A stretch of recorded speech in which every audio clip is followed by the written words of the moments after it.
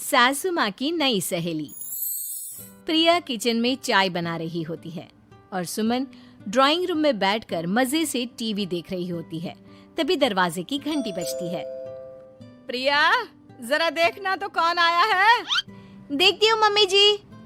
प्रिया दरवाजा खोलती है तो सामने पड़ोस वाली विमला आंटी खड़ी होती है। नमस्ते आंटी जी, कैसी हैं आप?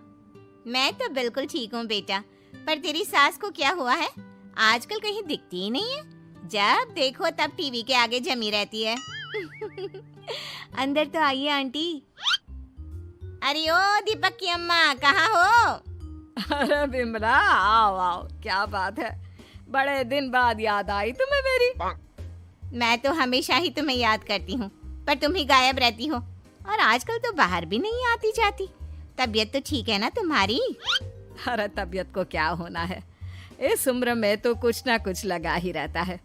मेरी छोड़ो, तुम ये बताओ कि क्या चल रहा है गली मोहल्ले में। तुम गली मोहल्ले की छोड़ो, चल तो तुम्हारे पड़ोस में रहा है। तुम्हारी नई सहेली आई है। मेरी कौन सी नई सहेली? मैं तो यहाँ बस तुमसे बातचीत कर लेती हूँ या फिर बाजू वाली शर्मा की बहू से दो चार बातें कर लेती हूँ। इसीलिए तो कहा कि तेरी नई सहेली आई है। अब कोई पड़ोस में आया है तो बात तो होनी ही है। कम से कम इसी बहाने हमारा भी एक ग्रुप बन जाएगा। फिर सब मिलकर अपनी बहुओं की शिकायतें किया करेंगे।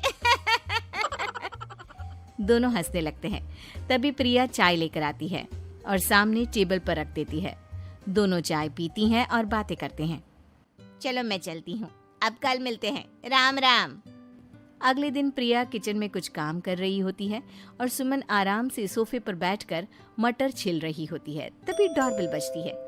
प्रिया दरवाजा खोलती है तो सामने उनकी नई पड़ोसन खड़ी होती है।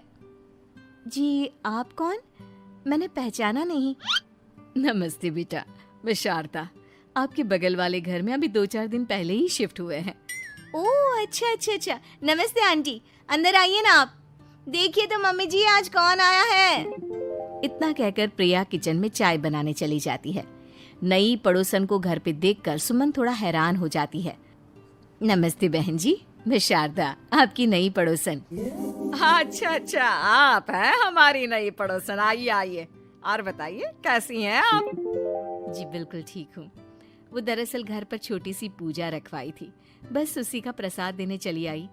सोचा इसी बहाने नए पड़ोसियों से भी मुलाकात हो जाएगी। ये तो बहुत अच्छा सोचा आपने। सुमन प्रिया को आवाज लगाती है। अरे ओ बहू, जरा चाय पानी का तो आके पूछ लो। ये आजकल की बहुएं भी ना, जब तक बोलो नहीं तब तक कुछ नहीं करेंगी। आई मम्मी जी। प्रिया चाय लेकर आती है। दोनों बैठकर चाय पीती हैं और खूब सारी बातें करती हैं। अच्छा बहन जी, अब मैं चलती हूँ, फिर मिलते हैं। अब तो आना जाना लगा ही रहेगा। शारदा के जाने के बाद प्रिया किचन से बाहर आती है।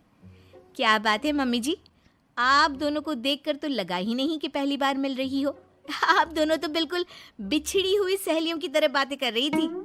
अरे जब दो औरतें मिल जाती है ना, तो बातें अपने आप ही निकल आती है। अब तू अपने काम पर ध्यान दे, बातों पे नहीं। ऐसे ही कुछ दिन बीत जाते हैं। अब सुमन और शारदा अच्छी सहेलियां बन गई होती हैं। दोनों एक साथ मंदिर जाती, मार्केट जाती और कभी कभी तो विमला भी इनके साथ मिलकर खूब हंसी ठिठोली करती। एक शाम तीनों बैठकर सुमन के घर पर चाय पी रही होती हैं कि तभी बहुत तेज बारिश शुरू हो जाती है। सुमन जोर से प्रिया को आवाज लगाती है। प्रिया, ओ प्रिया, देख कितनी तेज बारिश हो रही है। जाके छत से सारे कपड़े ले आ, नहीं तो सब भीग जाएंगे। सुमन 2 बार आवाज लगाती है लेकिन प्रिया का कोई जवाब नहीं आता। शायद प्रिया कुछ काम कर रही है, इसीलिए कुछ जवाब नहीं दे रही। अरे काहे का काम, आराम फरमा रही होगी महारानी। तभी प्रिया बीमार हालत में अपने कमरे से बाहर निकलती है। हाँ मम्मी जी, क्या हुआ? मेरी तबीयत थोड़ी ठीक नहीं है ना, इसलिए आग लग गई। अरे सारे कपड़े भीग गए और तुझे सोने से फुर्सत नहीं है। सबके सामने सुमन के मुंह से ऐसी बातें सुनकर प्रिया उदास हो जाती है और छत से कपड़े उतारने चली जाती है। सुमन, ये क्या बात हुई? प्रिया ने बताया ना कि उसकी तबीयत ठीक नहीं, इसलिए उसकी आंख लग गई। तुम भी ना खामखा उसे सबके सामने सुना दिया। अरे आप नहीं जानती शारदा जी, कुछ बहुएं ना बहुत आलसी होती है, घर का एक काम नहीं करना चाहती। ऐसा नहीं है सुमन, तुम्हारी बहू तो बहुत प्यारी है, तुम्हारी सारी बात भी तो मानती है। हाँ सुमन, तुम प्रिया के बारे में ऐसा क्यों सोचती हो? मेरी भी दो बहुएं हैं, लेकिन मैं उन्हें अपनी बेटियों की तरह रखती हूँ। आखिर वो भी तो किसी की बेटियां ही है ना।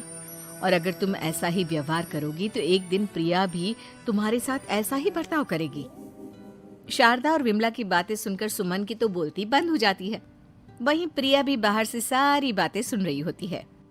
अरे मैं कोई उसकी दुश्मन थोड़ी ना हूँ, मैं भी उसकी माँ हूँ, लेकिन कभी कभी सास बनना पड़ता है, नहीं तो बहुएं हाथ से निकल जाती है। देखो सुमन, ये सब सोच का फर्क है। अगर तुम ये सोचोगी तो कभी प्रिया को अपनी बेटी नहीं बना पाओगी। इतना कहकर शारदा और विमला वहां से चली जाती हैं और सुमन अकेले बैठकर उनकी बातें सोचने लगती है।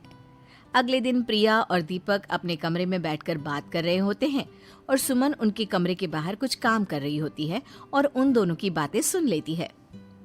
दीपक, तुम्हें पता है हमारे पड़ोस में जो शारदा आंटी है ना, बहुत अच्छी हैं।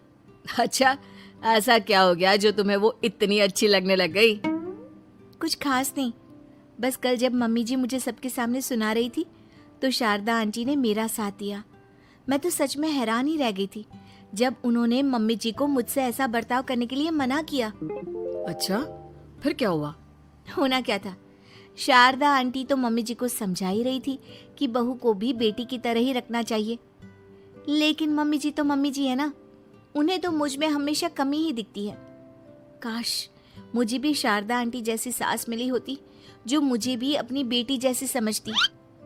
सुमन ये सब सुनकर बहुत उदास हो जाती है और वहां से चली जाती है। प्रिया की बातें सुमन के कानों में बार बार गूंज रही थी। उसे बहुत शर्मिंदगी महसूस हो रही थी कि उसने प्रिया के साथ बहुत गलत किया है। अगले दिन सुमन शारदा और विमला को बुलाती है। क्या बात है सुमन, आज तूने ऐसे अचानक क्यों बुलाया? सब ठीक तो है ना? हाँ, सब ठीक है, तुम दोनों बैठो तो सही। तब तक दीपक और उसके पापा भी आ जाते हैं। प्रिया, तुम भी आ जाओ। क्या हुआ मम्मी जी, आपने बुलाया? हाँ प्रिया बेटा, मैं आज सबके सामने तुमसे माफी मांगना चाहती हूँ। मैंने आज तक तुम्हारे साथ बहुत बुरा व्यवहार किया है, लेकिन तुमने कभी भी मेरे साथ बुरा बर्ताव नहीं किया। मुझे अपनी गलती का एहसास हो गया है, हो सके तो मुझे माफ कर देना। प्रिया अपनी सास की बातें सुनकर हैरान हो जाती है। उसकी आंखों में आंसू आ जाते हैं। प्लीज मम्मी जी, आप मुझसे माफी मत मांगिए, मैं भी आपकी बेटी ही हूँ। वैसे एक थैंक यू तो मेरी नई सहेली को भी बनता है, जिसकी वजह से मुझे मेरी गलती का एहसास हुआ। शारदा बहन, आपका बहुत बहुत शुक्रिया जो आपने मेरी आंखें खोल दी। अरे क्या सुमन, तुम भी ना। तो फिर इसी बात पर चाय और पकोड़े हो जाए? हाँ, क्यों नहीं।